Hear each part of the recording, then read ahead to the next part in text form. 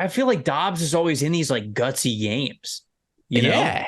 He gets called upon with almost no notice. It's like, hey, Josh Dobbs, you're starting today. Like I It's felt like I wasn't on the team 3 days ago. Every time. It's amazing.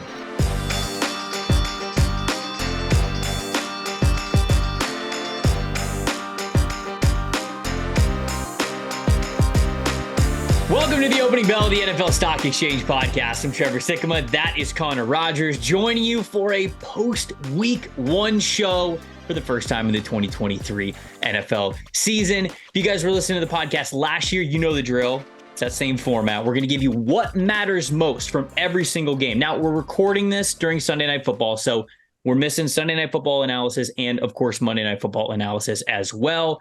But we'll give you Thursday Night Football. We'll talk about the Detroit Lions and the Kansas City Chiefs, and then all of the games that happen in the early and afternoon slates of Sunday. And we will tell you what matters most from each of those games. Connor, how the hell are we feeling after 7 hours of commercial-free football for the first time in 2023? I mean, shout out to Scott Hansen, man. My goodness, he brought it today. It was awesome. Feeling great. The finish to the 4 o'clocks. Like, that's when the heart rate started to really, it started to get going. And I was like, I mean, what, like, you think you'd just be like, okay, how many times have we seen this before? But really, I mean, it was incredible, that finish. We had a lot of good games in that slate.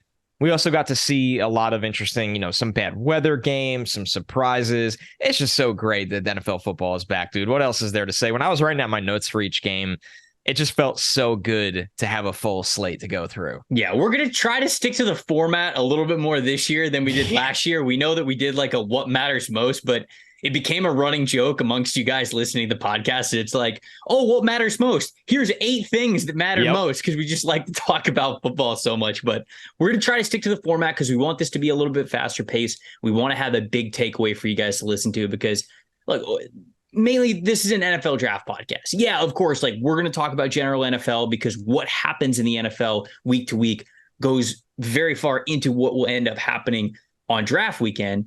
But we do want to have those takeaways for you. And sometimes they're going to be more draft focused than other times. Like we'll talk about teams that, of course, it looks like they're going to need a QB, we're going to talk about that plenty. Like, okay, well, this team's starting to look like a playoff team. So they're going to be picking back of the order versus at the front of the order. And so a lot of things to get to. We won't be able to hit every single point here with week 1, but there's a ton of excitement and we definitely want to dig into it.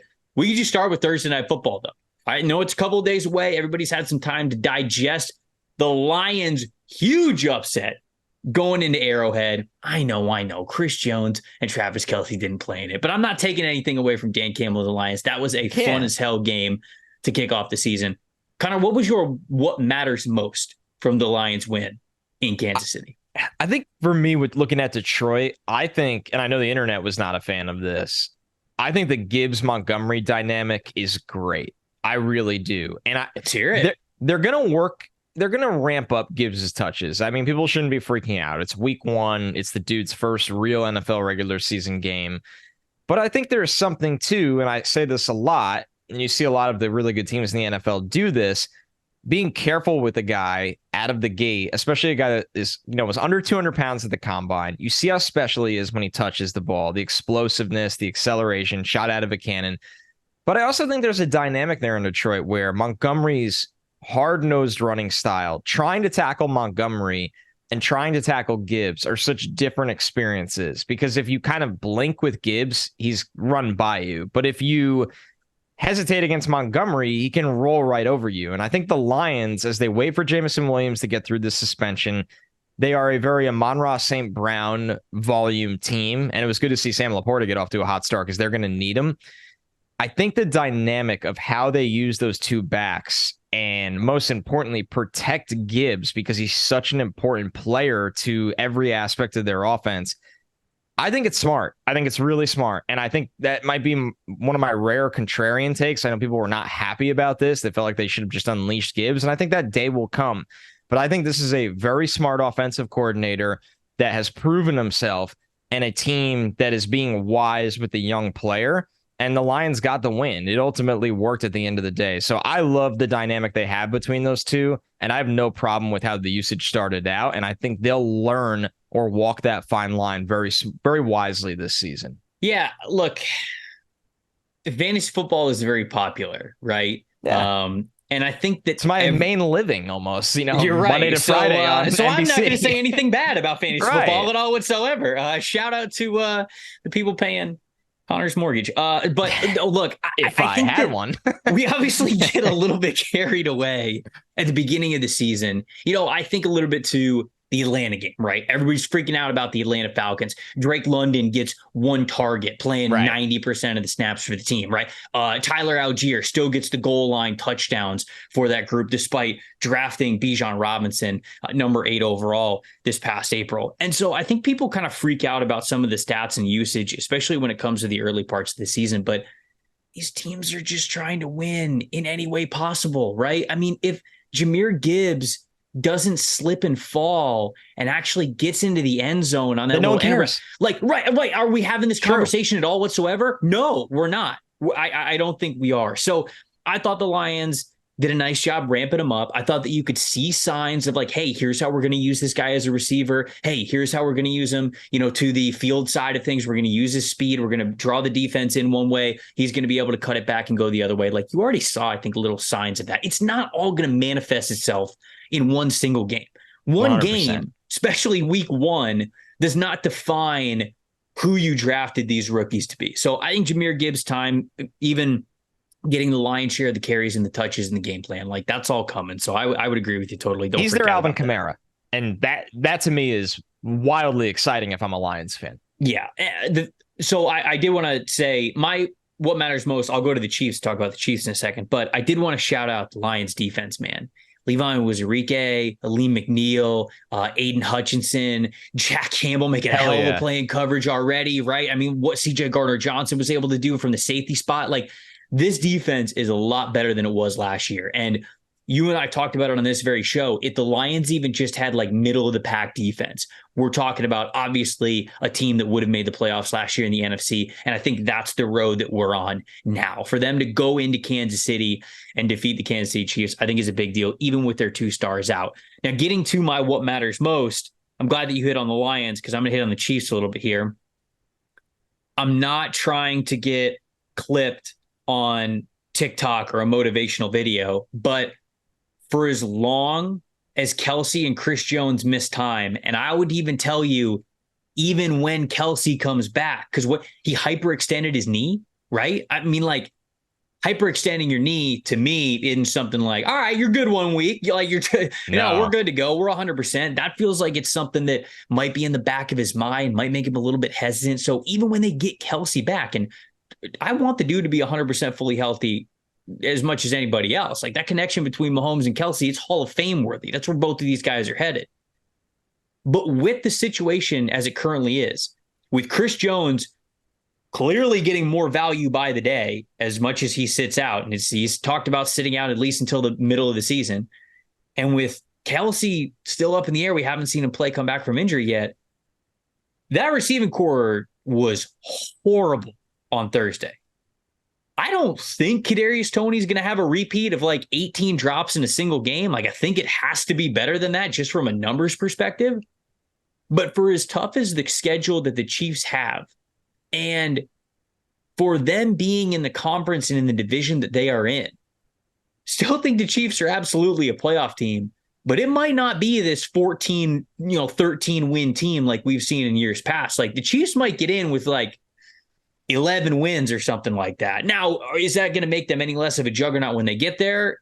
No, probably not. And certainly if they're healthy and have both of those stars back, it's going to be all a moot point. But the Chiefs might not be this guaranteed lock of a win every single week, especially playing in the AFC until they get those 2-star guys back. It might be a little bit more of a struggle and a work to get those W's than we've seen in years past. They might become like your Tampa Bay Lightning. Where don't do this to me. What are you doing? Come on. No. It's not a bad thing. What are we 6 minutes into the podcast? Yep, and it's hockey time. So especially in September, great time for hockey talk. Where they might limp a little bit into the or throughout the season, but they care about when it's playoff time that Chris Jones, Travis Kelce, Patrick Mahomes, and everybody's healthy and rolling, and they are obviously always going to be the favorite in those situations where they don't. It just doesn't have to be perfect for the Chiefs. The last thing I wrote for the Chiefs was the Chiefs didn't have their best defensive player, their best non-Mahomes offensive player, are working in young pass catchers, and still lost by 1 point to a team expected to win their division. Right. So, but you're right. The wide receiver thing is worth watching. And if they are the Chiefs that we even projected them to be going into the season with Jones and with Travis Kelce fully healthy, by the time January rolls around, like, they'll be good to go. But all I'm saying is, and the thing that matters most is, especially for the first half of the schedule, if Chris Jones is really going to hold out that long, and for as much as that might be Kelce not at 100%, those teams that have the Chiefs on the schedule, that might not be a guaranteed loss anymore. That's kind of how things could change to me in the playoff picture and even the NFL draft picture. So Chiefs schedule moving forward. They got the Jags in Jacksonville next week. They host the Bears. They go to New York to face the Jets. They go to Minnesota. They host the Broncos. They host the Chargers. Then they go to Denver, and then they host the Dolphins. Those are the next 8 games for them. So there are some teams in there where, sure, healthy Chris Jones, healthy Travis Kelce, you go, yeah, easy dub. Maybe it's not as easy. That's all I'm saying. Maybe they pick up a couple extra losses, and maybe more importantly, they give a couple of teams wins that they might not have been planning on going into the season. So those are what matters most from that game. Let's start the Sunday slate talking about the Cleveland Browns and the Cincinnati Bengals. This game was drunk. Wet. It's very wet. It was wet indeed. It was raining on and off in Cleveland. This game was in Cleveland. The Browns win it 24-3. And Connor, this is just some of the most non-Bengals offense stats you're ever going to see. Okay. Joe Burrow went 14 for 31, 82 total passing yards, 0 touchdowns, 0 interceptions. Jamar Chase had 5 catches on 9 targets for just 39 yards, led the team. T. Higgins, this is the crazy stat of the week, without question, the crazy stat of the week. T. Higgins got 8 targets, 0 catches, 0 yards. That was nuts to me. Higgins didn't even look like he wanted to be out there, man. It was a little weird. I won't pretend to watch it that I watched every single snap of this game. I didn't. But when they were cutting to a Higgins target, it looked like he did barely even wanted to be out there. I don't know what was going on. Obviously, Joe Burrow doesn't play the preseason. He was coming off the calf injury. Burrow's week 1 last year was super shaky as well. And then week 2 on, I mean, they were just rolling. It was totally fine. It was water on the bridge. So maybe that's what's going to happen again. But dude, what matters most from this game? I wrote down for the Bengals that Burrow will be fine. He didn't have a summer. He did not have a summer. He did not have a training camp. He didn't have a preseason. He was not a real game time decision. You can kind of hear following, Zach Taylor's press conferences this week that it seemed like he was going to play, but they just wouldn't officially say that until pretty close to before the game, 2 days before the game. But I'm just not worried at all about the Bengals. I'm really, really not. It was a very wet game. Both quarterbacks never looked really comfortable. Yeah. I think Burrow, we've kind of seen this before. Remember how slow of a start he got off to last year? They just have so much talent. It would just really, really surprise. I think what matters most is that Joe Burrow and the Bengals offense will be completely fine. Good win for the Browns. Don't get me wrong. Yeah. Good win for the Browns. Yeah. In some ways. I mean, notably, I'd written down Myles Garrett. Easily can win Defensive Player of the Year. He was unblockable in this game. He's unblockable pretty much every week. But the most important thing is that I still think the Bengals are one of the favorites in the AFC, and we have seen this from them before. And it's the one game where it's I don't want to have an overreaction to this game. Yeah, certainly for the Bengals side, you've seen too much good Bengals football over the last couple of years to allow yourself to overreact like that. For the Browns, obviously it's a huge win, awesome win for them. Especially in one of what we call the tightest divisions in the NFL, maybe the toughest division in the NFL, to come out and to beat the Bengals, who I think are probably the odds-on favorite for most people that you would ask to win this division. To get a win against them, I think is really huge. And you mentioned the defense. Defense had an unbelievable performance. I mentioned from some of the blundering numbers that the Bengals had, well, who was forcing all that? It was the Browns defense. So it's not just a what happened to the Bengals. It's a tip of the cap to what the Browns were able to do on defense. And so that unit you have to give some praise to. What matters most, though, is that even though the Browns got the win, and I hate to be negative here because I don't like doing this to start the season, but the Browns are in the same spot to me because Watson looked bad. Now I get it. It was rainy and the adjusted completion percentage was a lot better than the raw completion percentage.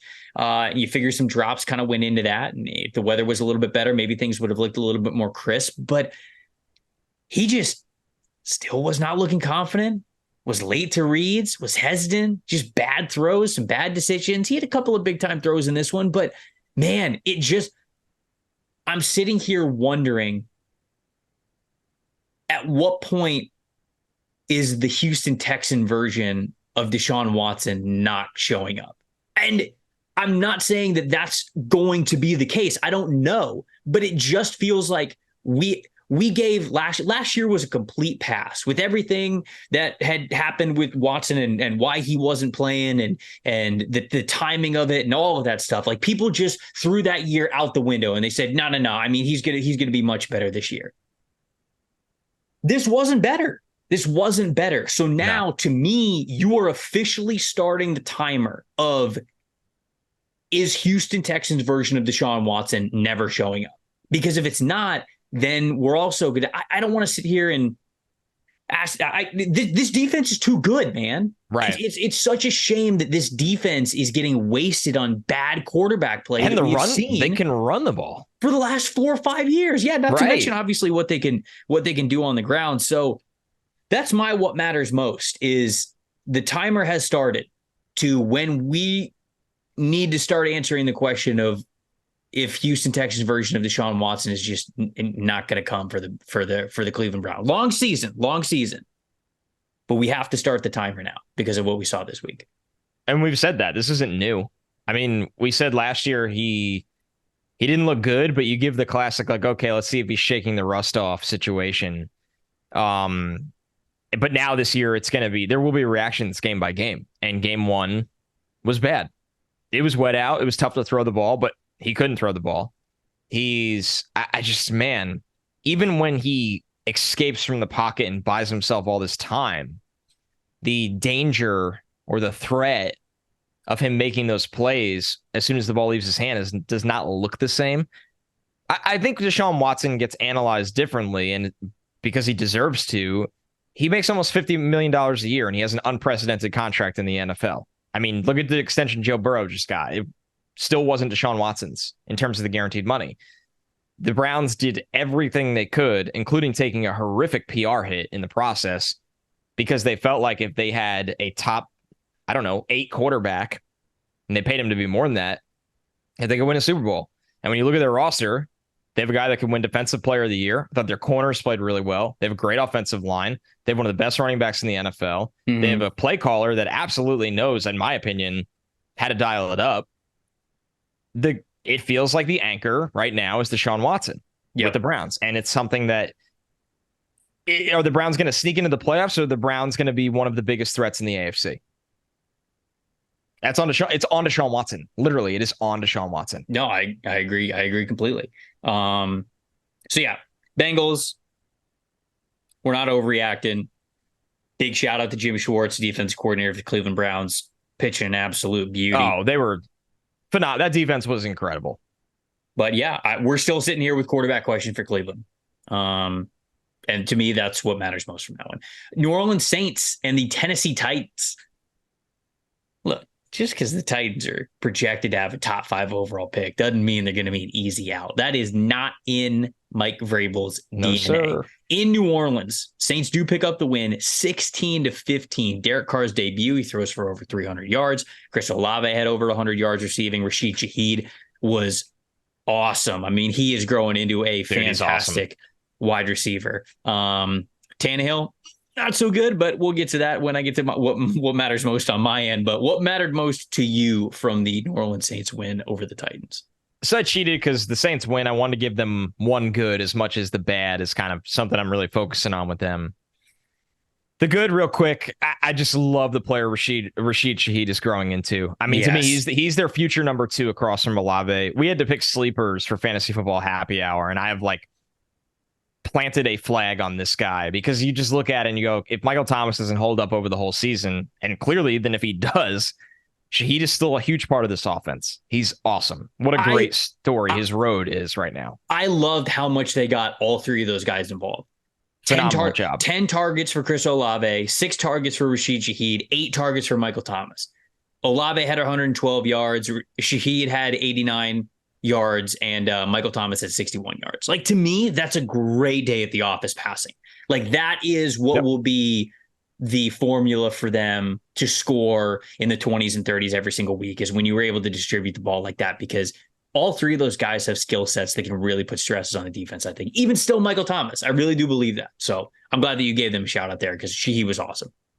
The one thing, though, I wrote down, I'm starting to wonder if Trevor Penning can play, right? Like, is he going to grow into the player that this team used the resources on to draft him? He allowed 2 sacks and 3 more hurries in this one. I mean, Trevor, it was big-time draft capital put into this player to be the future anchor of their offensive line. And I thought it was scary, in my opinion, today. It was pretty scary. And the Titans have a great front, don't get me wrong. But you got to at least be competitive, I think, against those great fronts. And, you know, they obviously extended Ruiz, who was also an up and down guy today. They've used big capital in Trevor Penning. They really need this young offensive line to step up, and it was scary hours out there for me. Titans defensive line is nice. Oh yeah. Obviously you've got Jeffrey Simmons, who's the anchor, who's a monster. You know, they have Arden Key now. They have Danico Autry. Harold Landry obviously has been fantastic when he's been healthy. And so it's not like it's a terrible defensive line they're going up against. It's quite good. I'm looking at some of the initial pass blocking grades, and anytime we do a show on Sunday night, like, these grades could certainly change because there's a lot of rechecks that happen. But like, the initial grades, you know, in the 30s for Trevor Penning and Cesar Ruiz for pass blocking. It's in the 40s for Eric McCoy and James Hurst. You know, Ryan Ramczyk had a good game. He was in the 80s, but we've got initially we have 6 pressures allowed from Trevor Penning and 2 sacks, 4 hurries, that 15.4 pressure percentage. You're right. It's just straight up got to be better. I mean, he was a lot better in run blocking, but there's a lot of offensive linemen that can be great at run blocking. You know, that's just that job is simply being strong, using good leverage, and displacing a guy from his spot. You know, I don't mean to oversimplify it, but you got to have a lot of technique and patience and awareness and everything to be a good pass blocker. And it's just, it hasn't been in Penning's wheelhouse so far. So I agree. No, top 20 pick. It's got to be better. What'd you have in this one? So what matters most is, I think we're going to see Will Levis a lot sooner than we thought we were going to this season. He was a healthy scratch today, I believe. Correct? They had he was. Malik Willis was active today, and they had Malik Willis active as the QB2. But you know, I don't think the leash is going to be too short for Ryan Tannehill because he has done so much for this team. Mike Vrabel obviously loves the guy. He's a veteran in the room. He's a leader there. And you don't just bench guys like that, especially before you know that your season might be over. And Lord knows a Vrabel coach team is going to believe that they're in it until they're mathematically eliminated. But Ryan Tannehill was horrendous today. That's a good New Orleans Saints defense. Yep. But Ryan Tannehill was bad. He threw 3 interceptions in this game, and we have, as an initial grading, we have him with 5 turnover-worthy plays. Like, that is just, you are losing the game for your team. Yep. No question about it. Especially, this is a 1-point contest, and you had 5 turnover-worthy plays. I mean, that just cannot be. He was 16 for 34 with 198 yards, no touchdowns, and then those 3 interceptions. Man, You can't have, I don't think they're all going to look nearly that bad because Ryan Tannehill, I think, is too smart of a quarterback. But even if you eliminate the bad, for the most part, if you can't give them the big time throws, like if you can't give them the other side of the good, you got two quarterbacks on the roster who might be able to do that. And Malik Willis looked a lot more comfortable and a lot more confident this preseason than he ever had last year. And I understand it's preseason, but we get 4 or 5 games into this thing. They're going to give him, I think they're going to give Malik Willis the ball. And then they're probably going to give summer. Malik, right, a good amount of time, because clearly they don't think that Levis is ready yet. But the reality still exists where we might get to see Will Levis around the same timeline that we saw Sam Howell last year for the Commanders, maybe even a little bit earlier, right? We might get to see Will Levis in December. And I really was not sure that that was going to be the case going into the season based on where he was in the depth chart and kind of how they were talking about him. So I think my big takeaway is I think we're going to get a good look at Malik Willis, and we might even get a decent look at Will Levis by the time the season is over in Tennessee. Wouldn't shock me. I mean, we know Vrabel, rightfully so, is always going to think they're in it. But Tannehill, that was a tough one. He was staring down everything today. And like we said, Tennessee defense is very, very good, where you can't have a quarterback that's going to give away games. So that takes us, where do you want to go next? Let's do Bucs Vikings, baby. Okay. Huge win. Massive win for huge dub to start Bowles Baker Bucks to start the next 10 years of Baker Mayfield in Tampa Bay, baby. Bucks pick up this win on the road in Minnesota, 20-17. Baker Mayfield, 21 for 34 passing, 173 passing yards, 2 touchdowns, no interceptions. On the other side of things, it's incredible that they didn't win the game with the stat line, but Kirk Cousins was 33 for 44 with 344 passing yards, 2 touchdowns, 1 interception. Justin Jefferson had 9 catches for 150 yards on 12 targets. Jordan Addison also had 4 catches for 61 yards and a touchdown. So you just look at the box score and you even go to rushing. Rashad White for the Buccaneers had 39 total rushing yards on 17 carries. It was a 2.3 yards per carry average.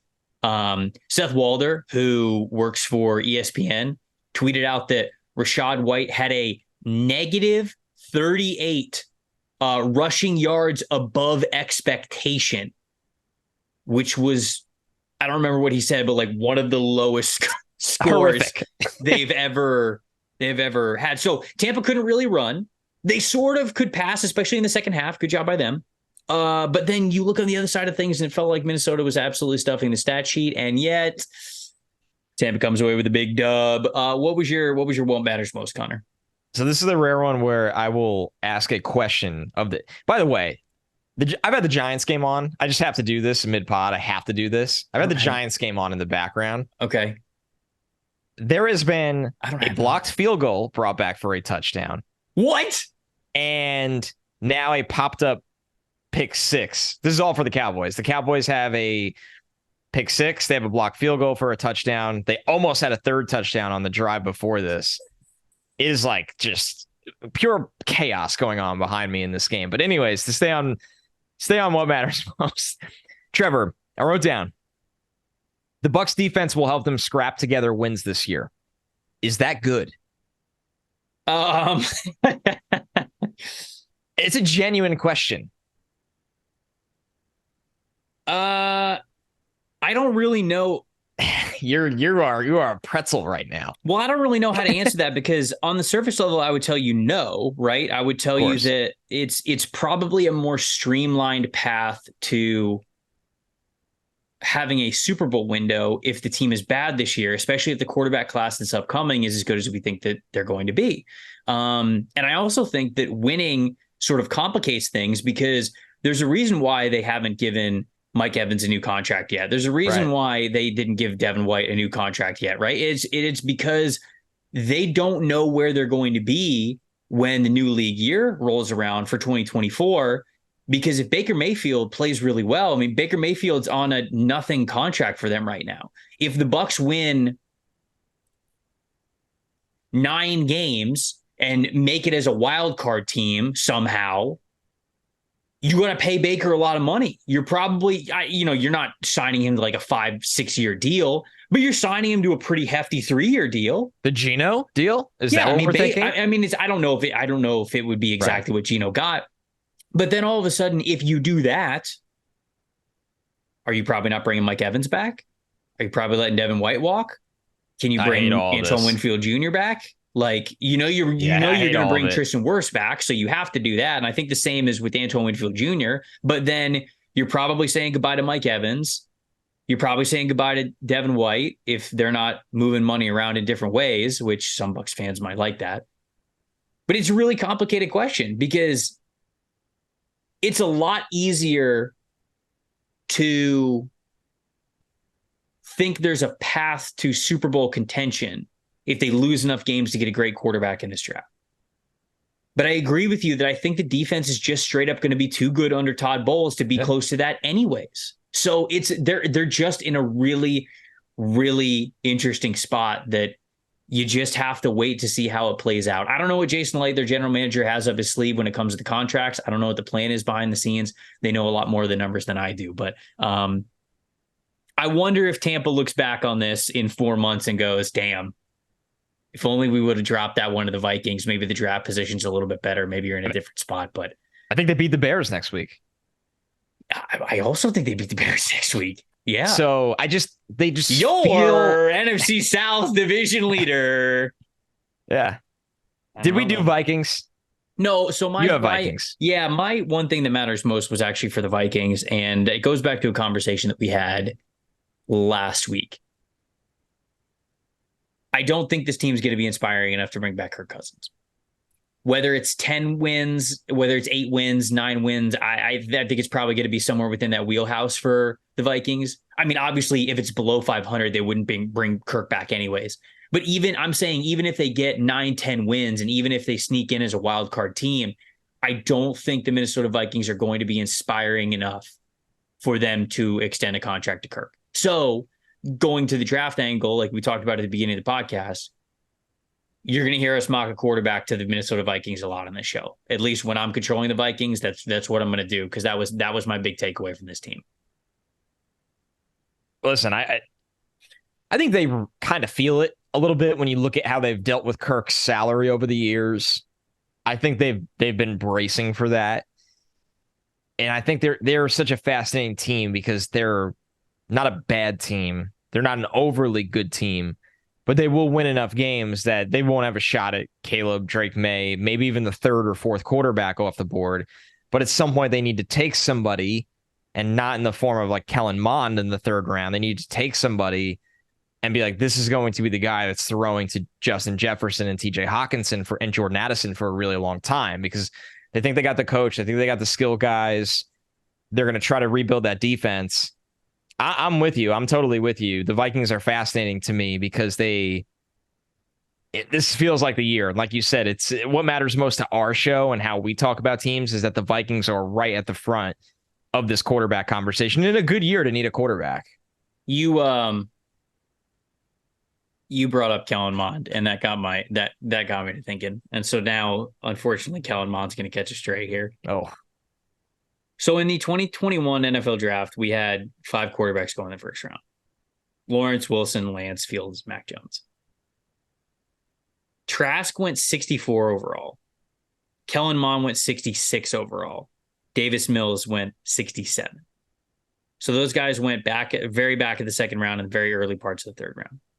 I have thought about this over the last couple of weeks. You put all 3 of those guys in this year's quarterback class. I mean, like, what are we talking here? 6th round picks? Mond is not on a team right now. Right. But I'm trying to even give him the benefit of the doubt, like pre-draft. Like I think all those guys are like late day 3 picks. Yeah, that's a good point. In this upcoming quarterback class, with as deep as it is. The depth of this class. I mean, you know what it's like. We wake up on Sundays and you just try to watch as much tape as you can in the morning from the day before, and it's jarring. It's jarring how deep the class is. So it's a good point. Didn't mean for them to catch a stray, but people always like to ask us, like, hey, how does this class, whether it's quarterbacks or wide receivers or whatever, compare to last year's class? They'll say, like, hey, like, where would you put Michael Pratt in last year's class, like whatever it is. that's an early way that I would quantify what we're talking about and how much the hype I think is real for this upcoming quarterback class. Is you've got guys in 2021 that were back end of the second round and early part of the third round picks. And maybe they shouldn't have been even at the time, because I was a little shocked even at the time. Yeah. But the league was starving for quarterbacks. I think all three of those guys are like mid day 3, late day 3 players in this upcoming quarterback class. Like, it's not even close. Without a doubt. Anyways, getting back to it. Arizona Cardinals. Speaking of quarterbacks, Arizona Cardinals, Washington Commanders. Commanders win this one in Washington, 20-16. It was sweaty. Not gonna lie, a lot closer than I thought it would be. The fighting Gannons, dude. Mike Bidwell was. He was trying to make a call, like, who's the owner in the Draft Day movie where he's just like pissed the whole time, like he wants to move up to number 1 and everything. Like that's Michael Bidwell to me this season. Howell goes 19 for 31, 202 yards, 1 touchdown, 1 interception, gets the big dub. Josh Dobbs on the other side, 21 for 30, 132 yards, no touchdowns, no interceptions. It's a very Dobbsian game. Sure. It's kind of like, that's kind of the stat line when Dobbs has to play. Hell, you could make a shitload of money doing that for 10 years. I feel like Dobbs is always in these like gutsy games. You know? He gets called upon with almost no notice. It's like, hey, Josh Dobbs, you're starting today. Like, I wasn't on the team 3 days ago. Every time. It's amazing. He deserves actually more credit when you think about it. He does. Didn't he kind of like, am I remembering his situation at Tennessee very similarly? Yes. Like, obviously he was a starter. It's not like they said to him like, hey buddy, you're starting this week and you're going from like walk on to starting quarterback. But at college. Yeah. I was talking about with the Titans off the street. No. With the Titans, actual for sure college. Was. Yeah. But college, I also felt like Dobbs was just always in these close games with the Vols. He's got to be tired, man. He's been in some exhausting battles, and he found himself in the middle of one today. He did. What mattered most for you from this game? So I know we're going to get into Howell on the Commanders side. So I'll take a Cardinals one, because the Cardinals are at the top of our draft conversation. They get Caleb Williams in every mock draft that you consume. I wrote down, I thought, and it was a draft show, right? So I tried to be rookie-centric when I could. I thought Paris Johnson played really, really well. And keep in mind, this man might be blocking for Caleb Williams, who will be the most hyped up number 1 overall draft pick. It might, like, since maybe Andrew Luck, like he might surpass Trevor Lawrence. That's how crazy we could get by the end of this thing. Paris Johnson playing really well matters a lot this year. It matters a real lot this year. And I thought he looked the part. Yeah, I really did. I loved what I saw from him today. Yeah, obviously we don't think it's going to matter in the win column this year, but I think Arizona. Let's look at the future pick, shall we? Doing this on the fly. I'm looking up Arizona Cardinals future draft picks. So the Cardinals have 2 first-round picks next year, a second-round pick, 3 third-round picks. Is this right? Yeah, you got 1 there, and then 1. Oh, they're swimming in picks. Yeah, it's so like a ball pit of picks. 3.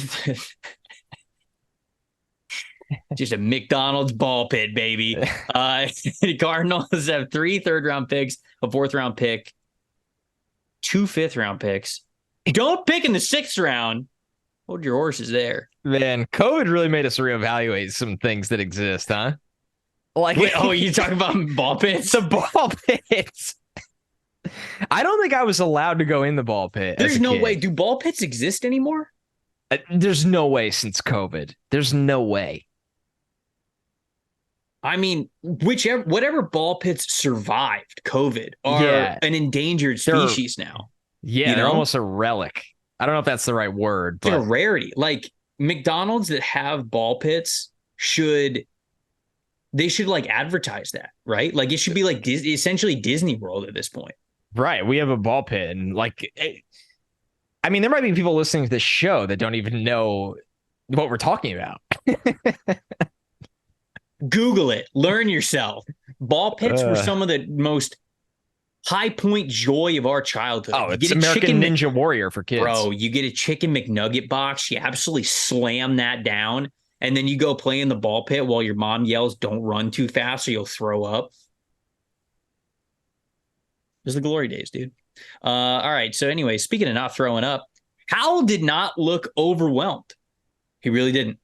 I thought that he was ready for this moment. I thought he was ready. I thought he showed signs in the preseason of him being ready. I thought we saw signs from him last year at the end of the year when he got some playing time as well, that the NFL is not too big for this guy. You know, Connor, I just wonder why he went in the 5th round. It's weird. He's a little bit more reserved. He's not as outgoing. And I know that coaches and GMs want to see this like natural alpha. And I don't know if that was Sam Howell, but you couldn't have sat here and think that he was some system quarterback at UNC. He lit it up for 2 years passing, and they lit it up as a runner the 3rd year. Yep. Like, this dude could clearly play ball at the NFL level. Well, I just mentioned that Kyle Trask, Kellen Mond, and Davis Mills were 2nd and 3rd round picks. How was Sam Howell a 5th round pick? All due respect to Mond, Mills, and Trask, who continue to catch strays from us on this show. Maybe it's not strays anymore. Maybe I'm just putting them straight down the barrel at this point. But it's weird. You're right. I don't know why this dude was a 5th round pick. And what matters most is, on one side of things with the Arizona Cardinals, we're going to be talking about quarterback nonstop. And going into the year, people potentially projected quarterback for a spot for Washington. And it's going to take a lot for me to get there. I think Howell's going to show enough promise this year, and I think that he's going to improve enough to where they're probably not going to be in that conversation. They're really not. So that was my what matters most. Maybe that's an overreaction Monday take, but that's my. I find myself rooting for Howell. I like his moxie. It's cool, dude. He's a little reckless at times, but I'm glad the Commanders want to work through that with him. Like, you could see in the red when he drops back, like if the first guy he doesn't like, he's like, I'm running. And it's awesome. Like, it's kind of crazy, but it is awesome to watch. So I hope it works out for him. I hope they win some games, and I hope he gets a real chance there. And they're giving him every chance possible. All right, we got. Yeah, go ahead. I was going to say before we get on to the next game, got to talk to the people about our friends over at DraftKings. Football is back and in full swing. We got another epic week of games coming up after this one. And who's got you covered on the action for every single one of them? Well, of course, it's DraftKings Sportsbook, an official sports betting partner of the NFL. New customers can bet just $5 on any football game and get $200 instantly in bonus bets. Nobody's missing out on the action this season. All DraftKings customers, this is for everybody, not just new customers. All DraftKings customers can take advantage of 2 new offers every single game day this September. Get in on the NFL Week 2 action upcoming next week with DraftKings Sportsbook. Download the app now and use the promo code PFF to sign up. New customers can bet just $5 and take home $200 instantly in bonus bets only on DraftKings Sportsbook using that promo code PFF. Get yourself some money this season. It's a lot of fun also when you guys see the game. The crown is yours this year. If you got a gambling problem, call 1-800-GAMBLER or visit www.1800gambler.net. In New York, call 877-8-HOPE-NY or text HOPE-NY. In Connecticut, help is available for problems with gambling at 888-789-7777 or visit ccpg.org. Please play responsibly on behalf of Boot Hill Casino and Resort. 21 plus, age varies by jurisdiction. Void in Ontario. See sportsbook.draftkings.com/football for terms of eligibility, terms, and responsible gambling resources. Bonus bets expire 7 days after issuance. It's important. You guys got to remember that. Eligibility and deposit restrictions do apply on all of that.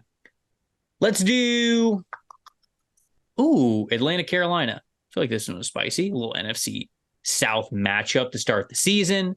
The Atlanta Falcons are victorious. This one was in Atlanta, so they defend home turf. 24-10. This is also Bryce Young's first start. We got Brian Burns, who looked like he was one quarter in the NFL season, looked like he was about to win Defensive Player of the Year. He could have sat out the rest of the games this regular season. He might have been on the final ballot. That's how well he was playing. And a very interesting stat sheet and usage for the Atlanta Falcons. But Connor, they came away with a big win. Is that what mattered most? Tell me what mattered most here from this game. I think so. I wrote down the Falcons will be like the ultimate training wheels offense, but Bijan and their overall run game might be good enough that it's enough. I wrote it's not good for Drake London or Kyle Pitts. People in fantasy are going to be pissed. It's, obviously you'd love the team to have a quarterback and trust in a quarterback to have more of an aerial aggressive attack. But Bijan is so good, and I think their run blocking is very good, that this is just who they are. And if the defense can get it together this year, and Jesse Bates, of course, had a day. Oh, boy. Like the Falcons can win this division with that training wheels offense. What was Bates' initial PFA? Yeah, he had the 2 picks on Bryce. I wrote Bryce learned the hard way. Fumbles? He had the 2 picks, right? And he had forced fumbles, though. Oh, I didn't know he had 2 forced fumbles. He's either 1 or 2. He had 94.4. Let's go, baby. I mean, Jesse Bates was like, it's why they paid him. I mean, dude was awesome. Dude, that was sick. How many forced fumbles did he have? Hold on. 1. We got it. Okay. He only had 1? That's what I saw. Oh, wow. Only 1? Yeah, only 1. Could have been better. 1? Why don't you get those numbers up next week, Jesse? Why don't you defend the run? It's where football starts. Get your nose in there. I don't know if anybody told you. No, my what matters most is sort of similar to yours, although mine's a little bit more harsh. You said that this is the ultimate training wheels offense, but it's going to be successful. I agree with you completely, but I don't want to judge Desmond Ridder too hard because this is the full season where we really are going to be able to evaluate him, I think, for a full 17 games. And I think for as much as people, myself included, would love to jump to conclusions to get the final answer on Desmond Ridder, we don't have to do that. And in fact, it's not going to work out like that. That Arthur Smith and Terry Fontenot are not going to operate like that. They're not going to make a decision on their quarterback, I don't think, unless Ridder just goes full off the rails.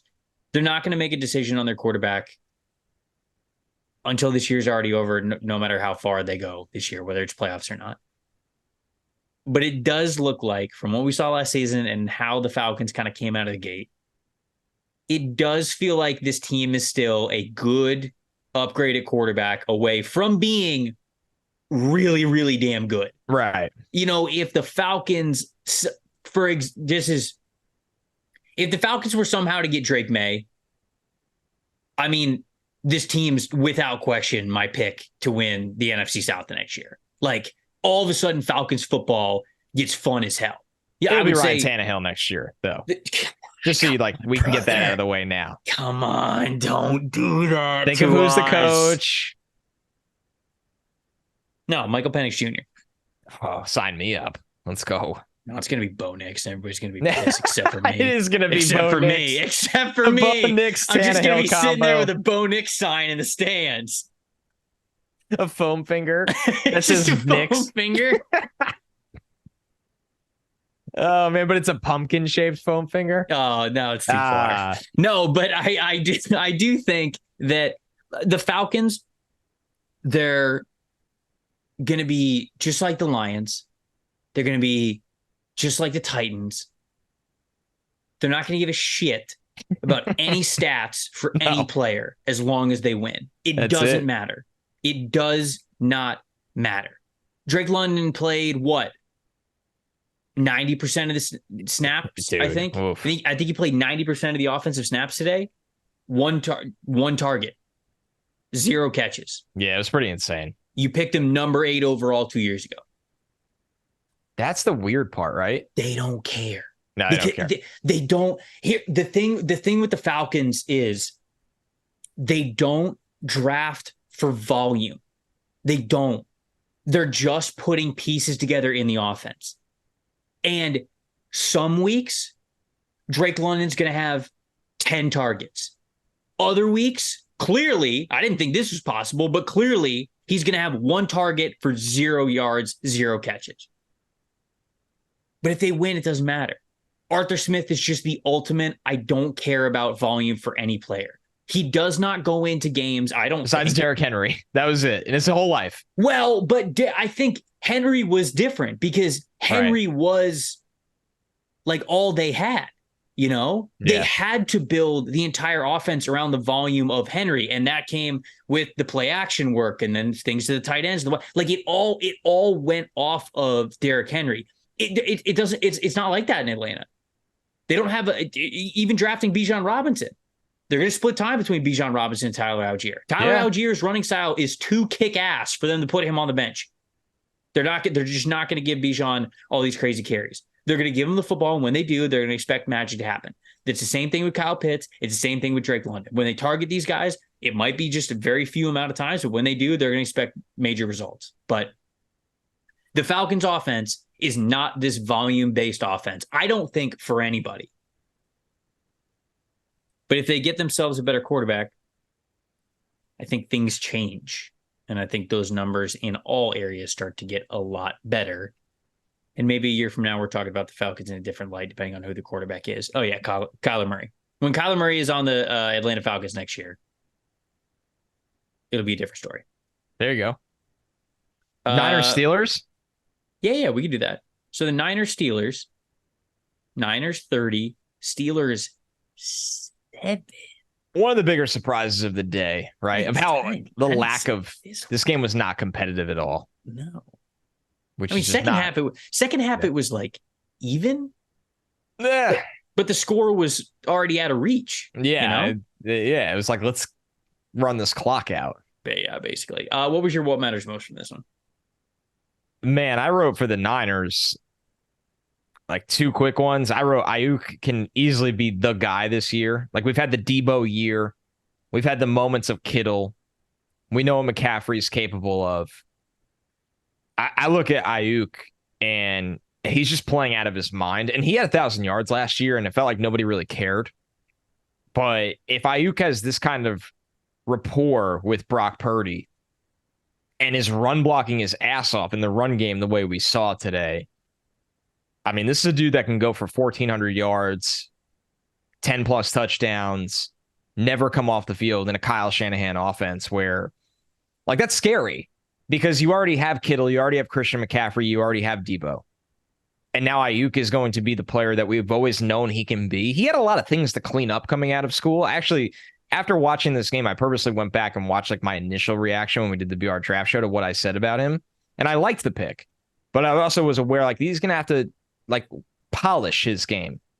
And now you're kind of seeing him age, like him marinate, where he's looking like a refined player in an offense that requires that. And I mean, he's legitimately could be a star this year. It was like, maybe it's a week one overreaction, but I thought he looked like a guy that was like, he's always been a good player. I thought he looked like an incredible player today. Yeah, he was always a really nice athlete at Arizona State. Yes. Like I felt there were certainly even times where he'd create a ton of separation with his routes, but it wasn't consistent. I think that he is very consistent now. I think he has grown into that role and he's even more than just a really good route runner now. I mean, he's a good deep threat. He was a great blocker as we saw in that Christian McCaffrey run. Like I think that blossoming is the right word to use when you talk about Brandon Ayuk. And I don't think this is a up and down fluke for him. I think that he is here to stay as their wide receiver one on this team. On the flip side of things, what mattered most. Yeah, I mean, the 49ers were absolutely dominant. I'm not worried about Kenny Pickett yet. Kenny Pickett really struggled with his accuracy in some of his decision-making today. Niners have one of the best defenses in the NFL. And of course, like Pickett wants to get to the point where he's able to best the best defenses in the NFL. Just because he's not there yet doesn't mean that I'm totally worried about him or that I'm totally discounting what we saw certainly in the second half of last season. I think he'll be fine. This is one of the worst games I saw from like an accuracy and decision standpoint, but as of right now, to me, it's an outlier. It's not like, oh, here we go. This is the real Kenny Pickett now. I think there's a lot more evidence from, like I mentioned, the second half of last season. And of course, if you go back to his final year at Pittsburgh as well, there's more evidence to good quarterback play, good decision-making, good accuracy, good ball placement, things like that. So I am not worried about Kenny Pickett yet. No, it's too early. But I am worried, though, about like they need to get Broderick Jones ready to play for this team. That's my takeaway when I watched their offensive line. I thought Dan Moore had a really rough game. Kenny Pickett who is a player that was so similar to Derek Carr when you're trying to find a ceiling comparison for him coming out, needs to be protected, and he was not in this game. Dude, how about TJ Watt in this game? I mean, TJ Watt had a 94.3 initial pass rush grade, 3 sacks, 6 total pressures, 23.1 pass rush win percentage. Yeah, he's insane. I mean, it was not Pittsburgh's day, but this dude absolutely put himself in early defensive player of the year category with a performance from what he had against San Francisco. Baltimore and Houston. Can we go to that game next? Yeah, for sure. So the Ravens win this one. I think most people believe the Ravens were going to win this one. It's in Baltimore. CJ Stroud's first start. It was on the road. Ravens win 25-9. Lamar Jackson led the team in rushing, but with just 38 yards, went 17 for 22 passing, 169 yards through the air. Had some questionable throws. Zay Flowers. Oh, I didn't even realize that. I'm reading this for the first time now. I feel like that Trump meme. Wow, you're telling me this for the first time. 10 targets, 9 receptions. Let's go, Zay. He looked great. No, the couple of times that I was able to watch him get the ball in his hands when I was watching Red Zone, because I didn't have that one on locally, he looked awesome, but I didn't realize he had 10 targets. But it's Todd Monken. Todd Monken is going to put the ball in the dude's hands that has the best yard after catch ability. I thought Lamar didn't play well at all, and the Ravens won big. This was like a game where it's like Lamar knew it. He was looking around like beating his chest, like that fumble's on me, that's on me. Like it felt like a tune-up game in college football for the Ravens. Is that what mattered most, or did you have a different? No, point? What mattered most to me watching the Texans is that it will be so hard to evaluate CJ Stroud this year. They got a ton of injuries on the offensive line. They didn't protect him. They don't have a ton of playmakers. Robert Woods kind of came out of nowhere and man. Yeah, I mean, what a career he's had. And it looked like we were at the end for him last year. So good to see him have, 6 catches, 57 yards. It's going to be so hard to evaluate Stroud in this offense. Not only are they not healthy, which is a massive key for them on the offensive line, goes all the way down to Dameon Pierce being able to get the run game going, but they don't have a lot right now where it's going to be like that, in my opinion, all year for Stroud. What matters most is similar, but I'll sort of take a different angle with it. I agree with you completely. I think it's going to be a rough year for CJ, but I will say this. If Stroud can show even any sort of improvement this year through the toughness that it's going to take for him to show that improvement, I think that the Texans will know that they've got a potential franchise quarterback on their hand, because this year's going to be really rough.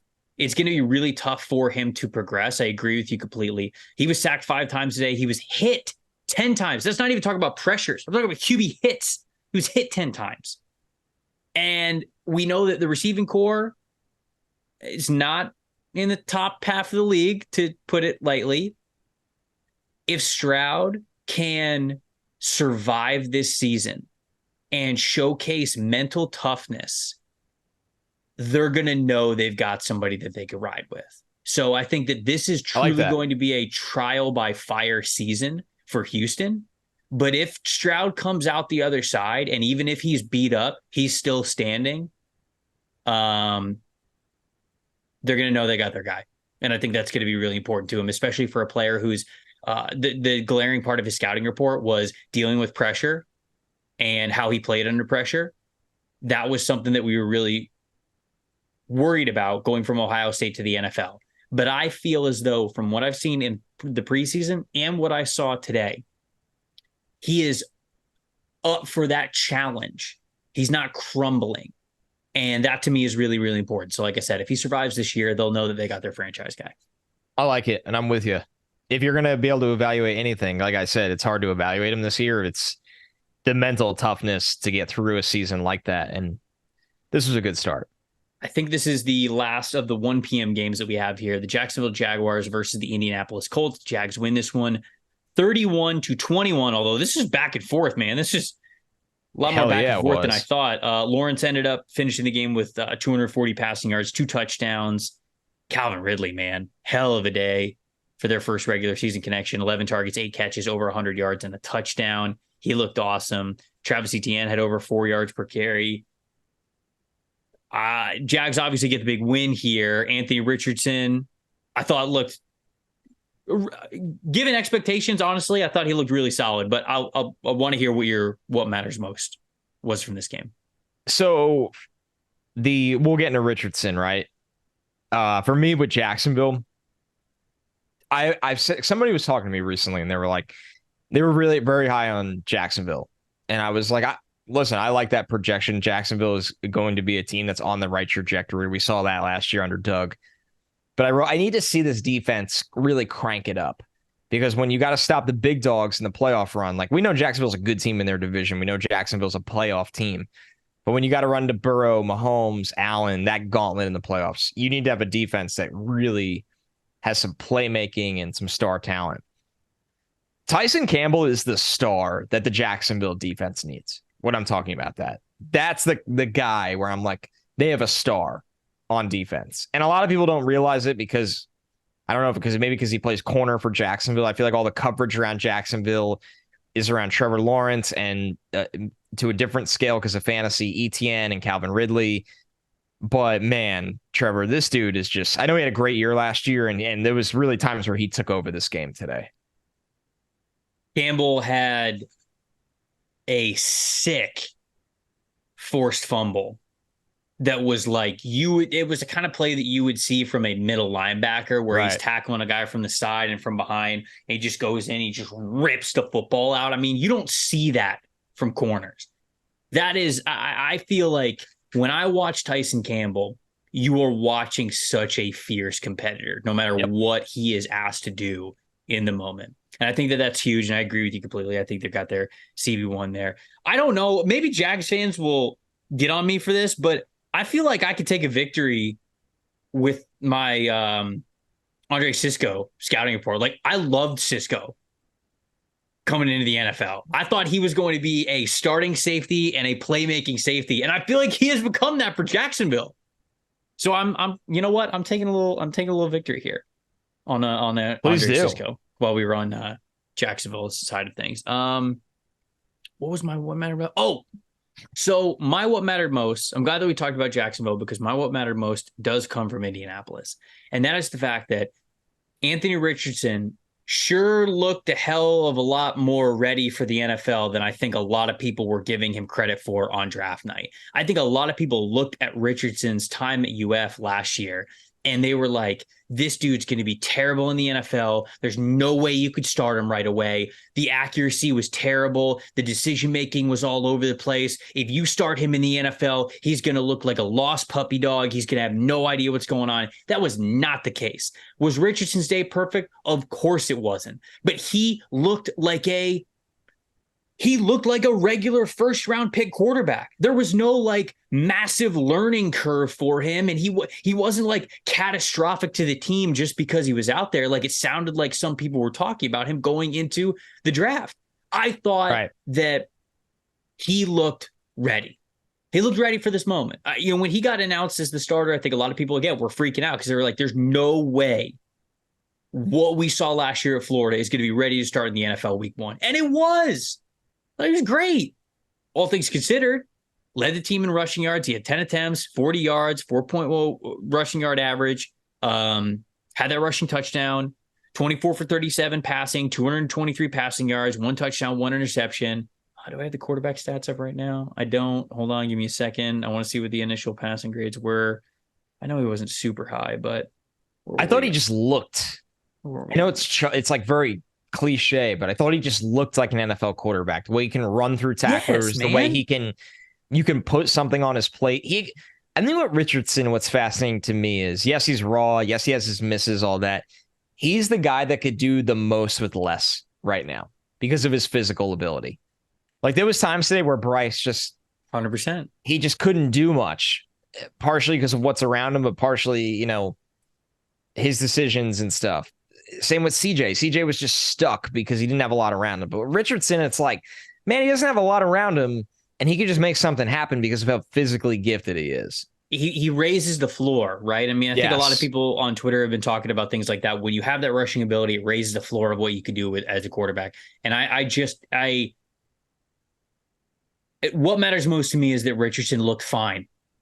Richardson looked fine, and he had them in that game. Jacksonville's a playoff team from last year with a lot of talent, and they're going to be better this year. And Richardson had them in that game to put them in a position to win without Jonathan Taylor. And I think that's huge. And I felt like that spoke volumes of Richardson. Let's get to the 4:00 games. The first one, we have to talk about the Los Angeles Chargers and the Miami Dolphins first. This game was sick. When you started the podcast and you were like, wow, the 4:00 games, they were coming down to the wire. It was exciting. This is the game that I think that you were mainly talking about here. Dolphins end up winning in LA 36-34. Tua has probably the best game of his career by my mark. He wasn't obviously like the numbers of 28 for 45 completions. That's not great, but 466 passing yards, 3 passing touchdowns. He threw 1 interception. The initial numbers here that we have on him is 9 big time throws from Tua Tagovailoa. That is without. Now, some of those might go down. Like I said, they do rechecks and regrades and everything before they kind of make them final sometime on Monday. But it's not like it's going to go from 9 to 3. It's still going to be very high, whether it's 9 or whether it's 7 or whatever it is. I mean, we watched the game. Like that's got to be by far the most big time throws that he's ever had in a game. I mean, he was sick. And to me, that's what mattered most. That is what mattered most in this game, is that Tua looked legit. Does Tua have the arm strength that Josh Allen or Justin Herbert or Patrick Mahomes or Anthony Richardson or whoever, does he have that kind of arm talent to him where if he is hesitant on a read, he can see something, fit the football in a football-sized window in the blink of an eye? No, he doesn't have a frozen rope arm. That's not Tua. But what we saw today is how awesome it can look when he's throwing with confidence, because this dude throws with touch, he throws with accuracy, and he throws with timing. You're always going to question the arm strength. You're always going to question the arm strength. If you want to look at that with Tua, which is an important part of playing the position, I'm not saying that it's not, but if you want to sit here and say he doesn't have a strong arm, you will be able to argue that for his entire career.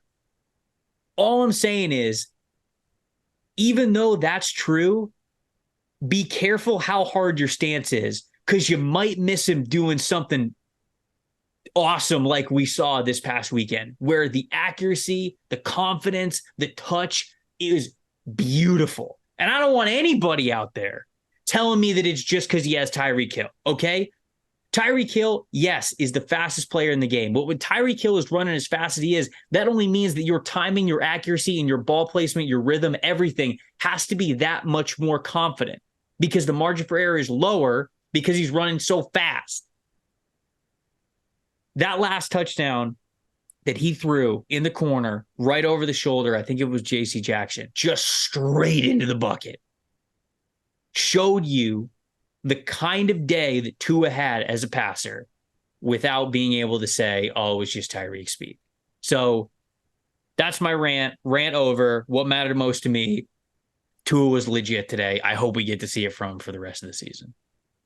Dolphins offense is an absolute unit. They got a great engineer in Mike McDaniel. They got a good point guard in Tua. They obviously have incredible speed at every skill position. And with all that being said, there is no excuse for Brandon Staley's defense to allow this performance. That's what matters most to me. Miami's going to do that. Miami's going to go off on a lot of teams. Like they're equipped to do that. You can't give up this, right? Because of the timeline you're on, if you're the Chargers, you hit it out of the park on your quarterback pick. You have a star in Justin Herbert, right? Who is now entering his prime. You have an aging wide receiver in Keenan Allen who's still phenomenal. Mike Williams, Quentin Johnson, Austin Eckler, who's probably not going to be there next year, right? And even if whether he comes back, whatever, I don't like windows, right? But the timeline they have built, they're ready, theoretically, the Chargers. They should be. They should be ready. Yep. they have the offense. We saw it today. They were awesome today on offense. Brandon Staley is there to not only be the head coach of the team, but to put out a capable defensive unit. And they're horrendous. I mean, the Dolphins didn't even have Teron Armstead in this game. No pass rush. No pass rush. Nothing against Kendall Lamb, who did a very admirable job. But you're telling me that they couldn't rush the passer and they gave up 8 million yards? I understand if Tua went off for 300 and had a day and all this. I mean, it wasn't even close to that.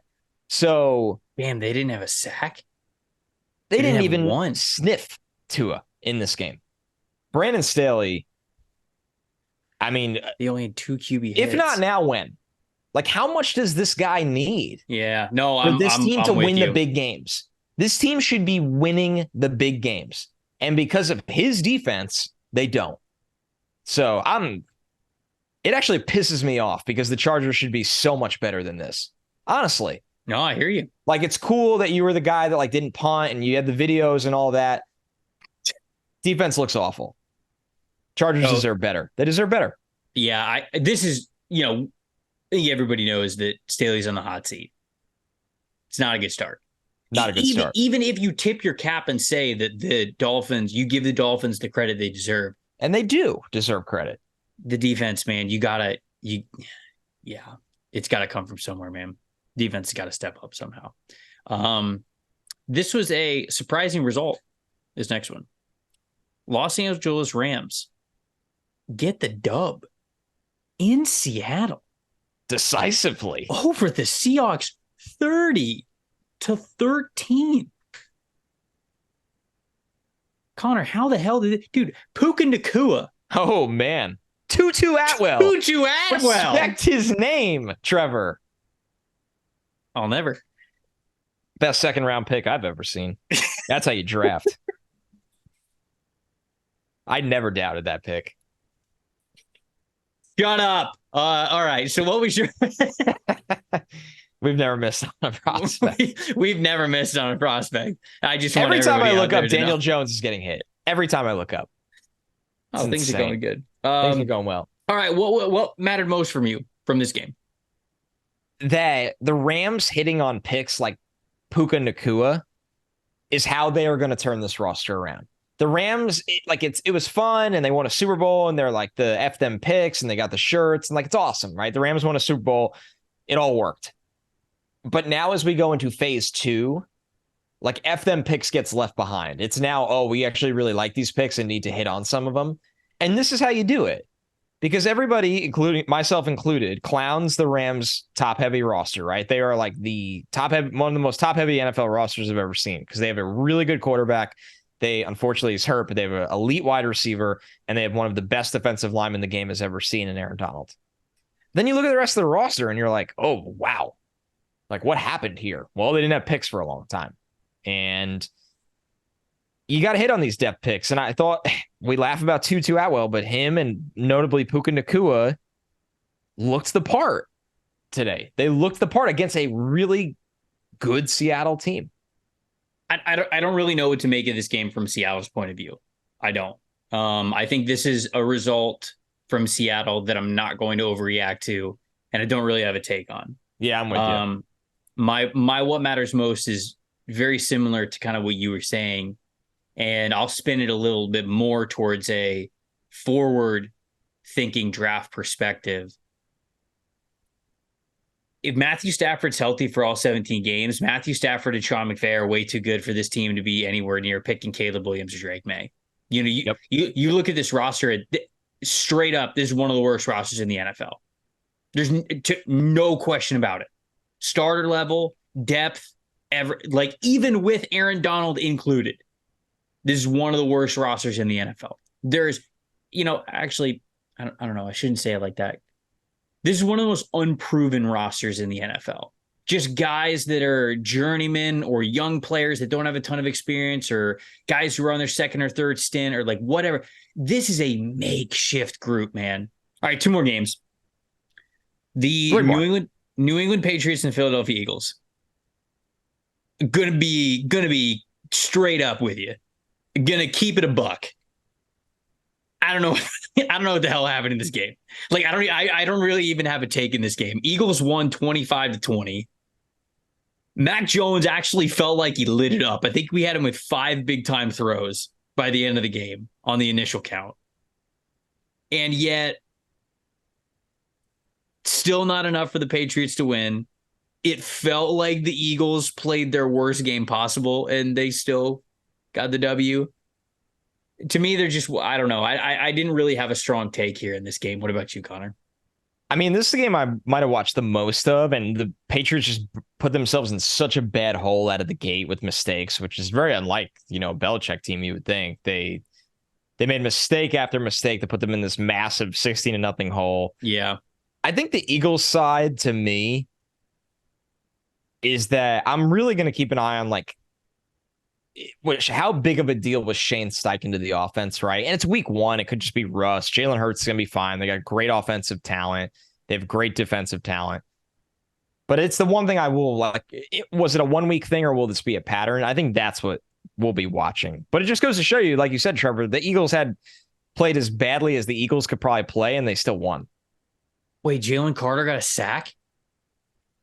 I mean, how much did he play? They were rotating like crazy. Like crazy. Oh my gosh. I'm just watching like a clip, and he very first play of the regular season, he just eats this dude's lunch. What? He had a 32% pass rush win rate? What? Because he didn't play a lot. What? I don't think he played much. No, he didn't. He had 38 snaps. But okay. To put in perspective, Darius Slay led the defense with 78. 38 snaps. How many were pass rush snaps? Can you see that? 33, I want to say. 32. Yeah, so he was kicking ass. Sack, and he had a 32% pressure rate. Jalen Carter, pretty good at football. Holy cow, man. That's insane. Yeah. That's my takeaway. My one thing that matters most is you should fear Jalen Carter. Yeah, he's already going to be an elite player. That's insane. All right, last game we're talking about. Green Bay Packers. We didn't do Raiders Broncos. Oh, we didn't do Raiders Broncos. Yeah. You're right. That could be a quick one. How did I forget about that one? All right. What do you got? What matters most? Jimmy is a way better fit for Josh McDaniels' offense than Carr. It feels like it's a perfect fit. It was a perfect fit. He looked so much more comfortable than Carr ever did. Yeah. I know he got hurt at the end of this game by a really bad hit. I don't think it was intentional, but it was a not the kind of hit they want in the game anymore. In the head. Jacoby Myers hit. Yeah. It wasn't good. I wonder if New England will regret giving that money to Juju over Jacoby. I'm not saying they will. I'm saying I'm wondering. I thought Jacoby Myers looked so in sync with this offense. So in sync. He looked really good. Jimmy looked really comfortable. The Raiders, I don't know how their season will go, but I know that Jimmy is an upgrade at quarterback for what they want to do. I'm not saying he's a better player than Carr, although there's times where it looks that way. But I just think that you could see it all today. Yeah, I think that I agree with you. I don't want to steal your what matters most from this one, but I definitely agree that Jimmy is more along McDaniel's speed. I don't think that's going to be to the advantage of Devontae Adams fantasy owners. I don't think that it's going to be like force feeding Devontae Adams the ball. I don't really, not that he's not going to eat. He's going to have some games where he absolutely goes off. He still had 9 targets in this game, but I just think it's going to be a lot more spread out. It's going to be a lot more balanced. The Raiders are going to score around 20 points a game. Some weeks it's going to be enough. Some weeks it's not going to be. And I think it's not going to be a lot more than the former, but it got it done today, man. I was pretty surprised in this one. I would say on the other side of things, I don't know if Broncos fans are going to be mad at me for this, but I thought it looked better. I did. Yeah. For every time I was catching the game and every time I was catching Russ on offense, I thought he looked more confident. I thought he knew where he was going a little bit better with the ball. It didn't end up being a high scoring affair for them, but for game 1 of the Sean Payton connection with this offense, I thought it was a step in the right direction. And I think there's a chance that mid-season, this offense is really rolling at a much better level than it ever was even last year. So to me, I felt like the Denver Broncos got off on the right foot. But yeah, hat tip to the Raiders. I did not think that they were going to pull this one out. Yeah, everything just looked better with Jimmy under center. I agree. And you're right though. The Broncos for sure. Things looked better for us. It was not an overly exciting game, to be honest with you. No, it was very. Yeah, it was low ceiling game. The Broncos played everybody on offense. They threw to like 3 or 4 tight ends. They gave every running back touches. Yeah, how many? All the way down to the undrafted kid that made the team, McLaughlin, Jaleel. Yep. Which was really cool. Like, 3, good for him. 4, 5, 6, 7. Everybody got the ball. 9, 10, 11. 11 different Broncos players got a target. Yeah. You love to share it. You love to share the ball around like that. Everybody gets involved. Everybody has fun. You sign your kids up to play football, and you hate it if they don't really play a lot. So it's just that's what Sean Payton's doing. He's the dad coach of the team. Everybody's getting equal playing time, so the parents don't call him and they're not mad about it. He's doing what he needs to do as a coach. And that's good Pee Wee football coach. Last game, Packers Bears. Packers 38. Bears 20. Jordan Love picks up the dub in Chicago. So this is a fun little division matchup to start the season. Jordan Love did throw 3 touchdowns. He was 15 for 27, 245 passing yards. Aaron Jones felt like was the hero in this one. He had 86 receiving yards and a touchdown. He also had 41 yards on the ground on just 9 carries. So really good averages there, both on the ground and through the air. Justin Fields had not so good. I mean, he was good as a runner, 9 carries, 59 yards. But as a passer, 24 for 37, 216 passing yards, 1 touchdown, 1 interception. Connor, what'd you think? What mattered most from this one? So a stat here from the Chicago side. This is Zach Pearson on Twitter, who covers the Bears, posted this. Justin Fields' pass chart. He had 37 pass attempts today. Only 4 attempts out of the 37 went past 10 yards. And I just watched this game. Number one, I was very shocked. And I don't say this like in a hindsight. I have plenty of picks that are wrong. I was shocked the Bears were favored in this game. And even if you wanted to favor them in this game, that's fine. I was shocked how much they were favored over Green Bay in the division odds in books because of the Packers' entire roster. Mm-hmm. I know Jordan Love's an unknown, but let's call it like it is. Justin Fields is an unknown coming into this game. He is an unknown. He's a fantasy football star last year. We don't know if he's going to be a good passing quarterback, and nothing today showed us that he's the stat I just read. It's 2 things, Trevor. One, that he's not doing it, but 2, the way the Bears come out of the game, they don't even trust him to, or they ever dictate the flow of the game. Like, they're always going to be playing from behind if this is how they're living. Jordan Love made mistakes today. Jordan Love also was money on 3rd down and made some big throws when they needed him to make big throws. In really his first real game, right? Like, let's call it what it is. This is the Jordan Love era. Aaron Rodgers is gone. Right. Jordan Love had his misses, but on 3rd downs and some big plays, the Packers not only trust him to make big throws, but he trusted himself to make big throws. This was the perfect game to watch somebody side by side, like a young quarterback. We don't know what he is yet, compared to Justin Fields, who's kind of the same, but kind of starting to skew that he's not, right? Like, I'm losing faith quickly, very quickly, because Jordan Love trusts himself.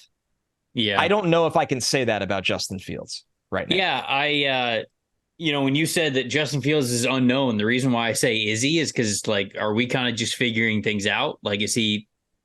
We're getting to the point where it might be a known with him, and the known is just the answer that people don't want to hear. Now, Justin's a hell of a talent, and right. Always has been. I can certainly understand any franchise, whether it's the Bears or anybody else, giving him every chance you possibly can, because he is that athletically and physically gifted. But I'm with you. This game was nothing but a step in the wrong direction in proving that he can be the passer that you need to be to succeed in this league. I'm hesitant to say this because obviously I haven't watched every snap of these guys, but like off first watch, I'd tell you that Anthony Richardson was a better passer today than Justin Fields was. And Anthony Richardson's in game 1 of his NFL career.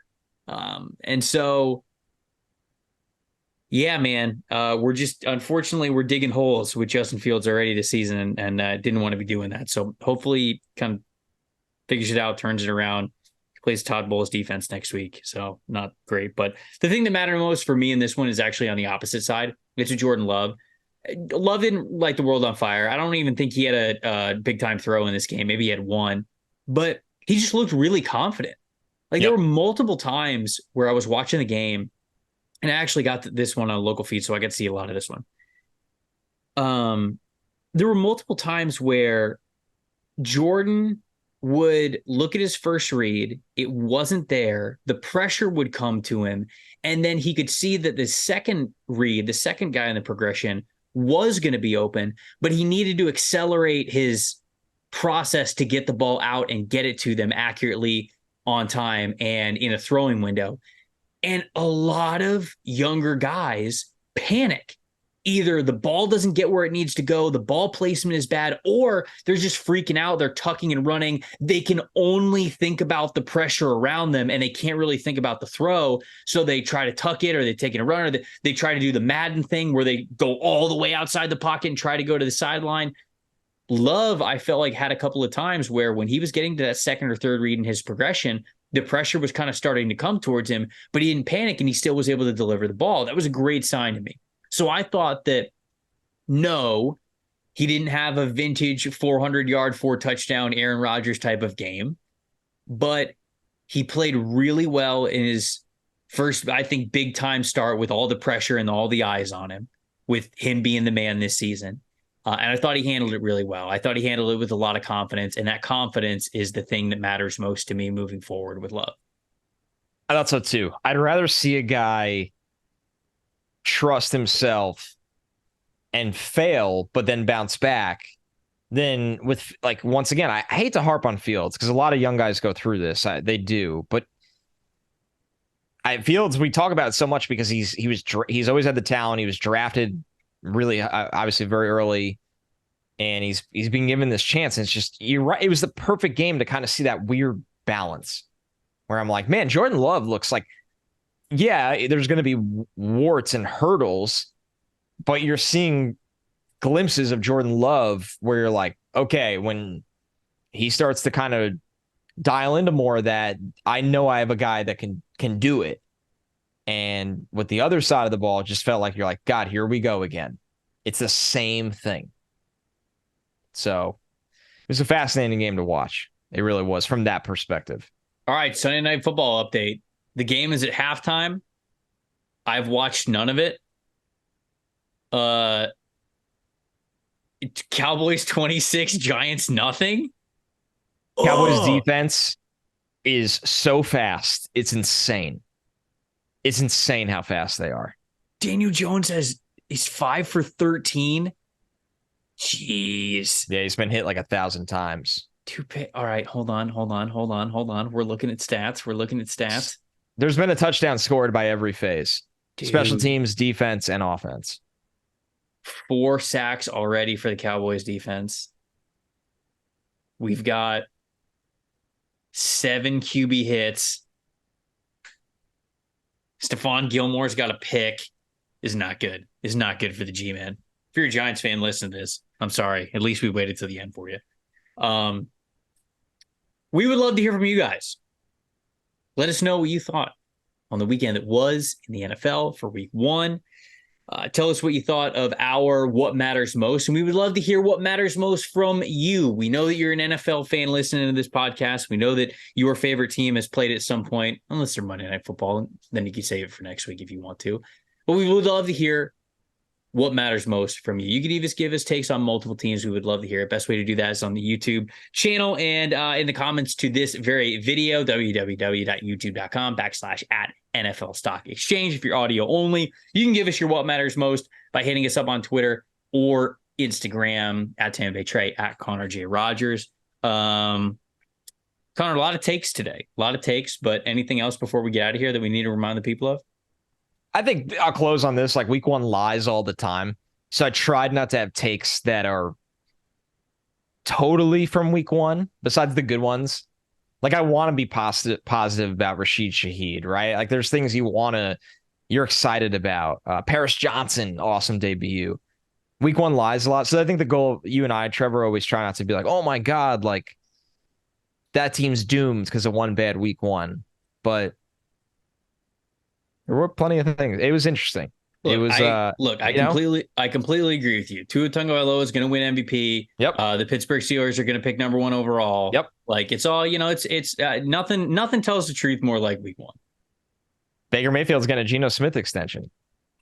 Baker Mayfield's getting a Patrick Mahomes. Oh my God. That would be your Bobby Bonilla contract. And watching the show. That's a we wrap. would love to hear from you guys on what you would love to hear from this channel. I know some of you talked about, hey, can you devote some time to some rookies who are getting into the NFL, playing for the first time, whether it's the quarterbacks or things like that. Maybe we'll end up switching the Monday format instead of a what matters most. Maybe we'll get into some rookie performances if that's what you guys want to see from this channel. Wednesday's show is going to be a little bit more draft focus. Like, we're gonna look back on college football and what was. We're going to talk about a lot of the stock up, stock downs. We're going to give you a ton of the segments that we sort of introduced last week, but we're going to build off of those as well. So if you've got more draft related topics, things you would want to hear, let us know on that as well. But dude, if you got anything else, speak now or forever hold your peace.